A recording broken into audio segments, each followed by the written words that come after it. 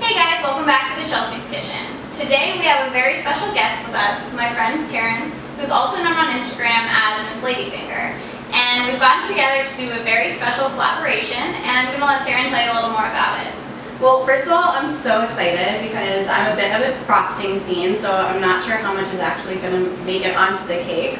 But regardless, like Chelsea said, I am a nail artist. I usually do runway-inspired nail art, but today we're going to create some nail art inspired by the SC Neon collection and then turn that into a cake. Indeed. So first we're going to show you guys the nail look, and then we're going to get started decorating the cake. So on top of all of this, we're going to give away 2 sets of neons to Chelsea's followers and 2 sets of neons to my followers. All the instructions for the giveaway is going to be in the comments below, so be sure to like the video and then read through for all the instructions. You're going to start with 2 coats of Prime and Pop, which is just a white base coat that really enhances the neon colors.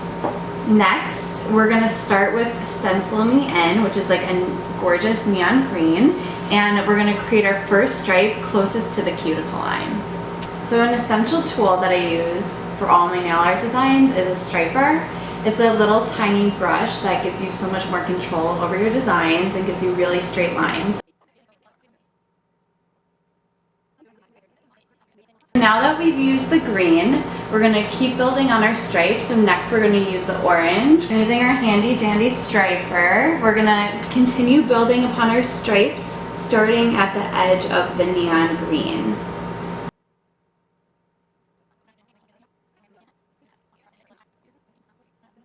So next we're going to use this crazy hot pink shade. It's called Off the Wall. It's super bright. And we're going to do the same exact thing that we just did with the orange. We're going to put the hot pink up against the edge of the orange polish.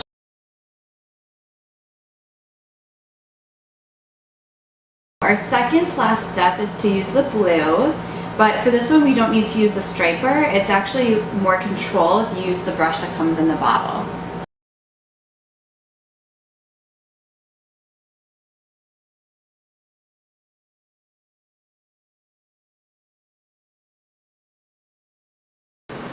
So now that we have our manicures all done, it's time for us to decorate the cake. So we're going to match the decorations to our manicure. So we're going to start off by piping stripes along the cake and smoothing with our cake bench. We're then going to mix together some white chocolate. I'm going to have Taryn here help us with that part. And we're going to color it to match the colors of the buttercream. We're then going to swirl it together and stick it on top of the cake. So I'm going to zoom in so you guys can have a closer look at the technique we're using to make our stripes.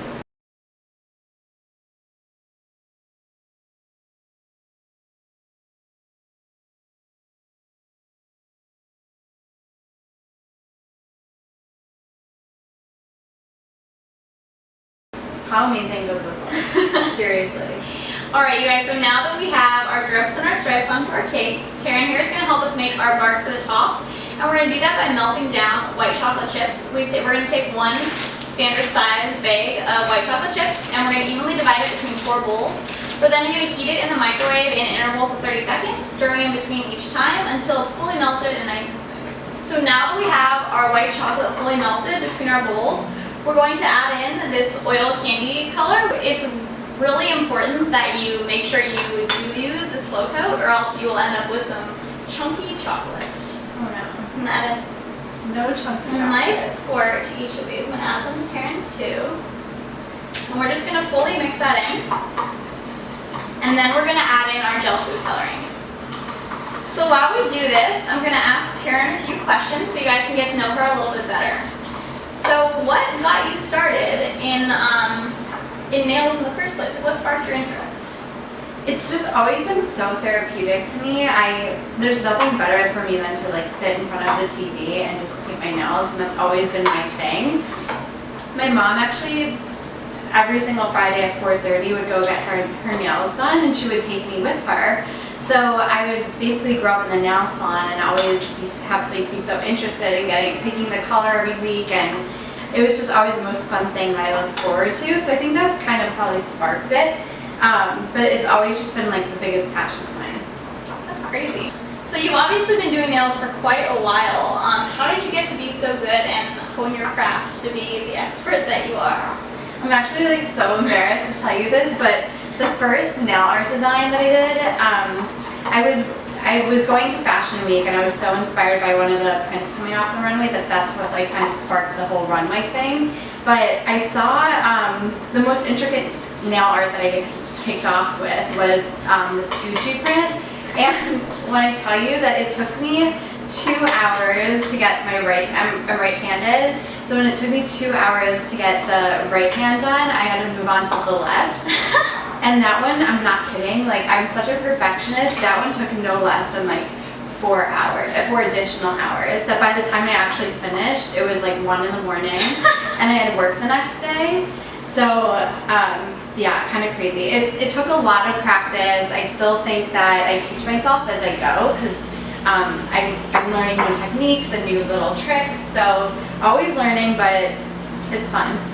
That's insane. How long does it take you now on average to do a nail look? I'm sure it depends on like how complicated it is, but if you had to guess to me.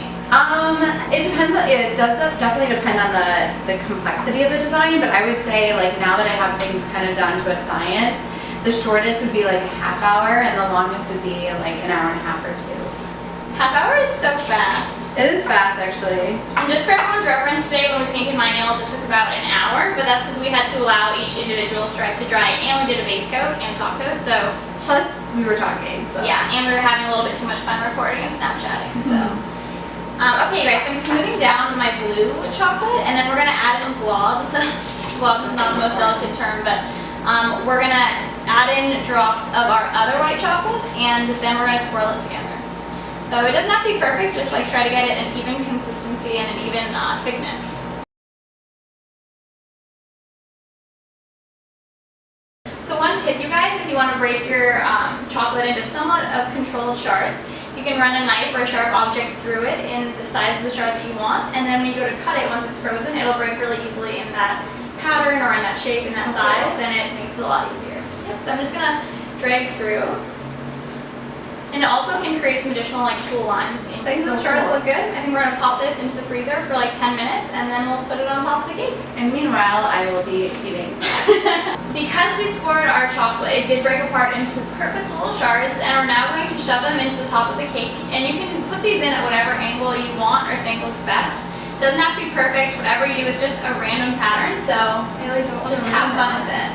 You're gonna do the first one unless you want me to do the first one. Really? Yeah. Okay, are you sure? It's your cake. Okay, so what, you have to put it where? You can just shove it in. Just shove it in? Yeah. I really don't want to break it. It's okay. You? I guess actually the last few. Okay, so I think maybe. Alright, you guys, and that's the last of our shards. Yay!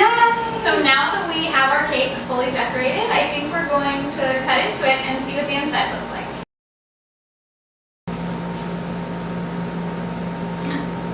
Oh my god. Are you for real?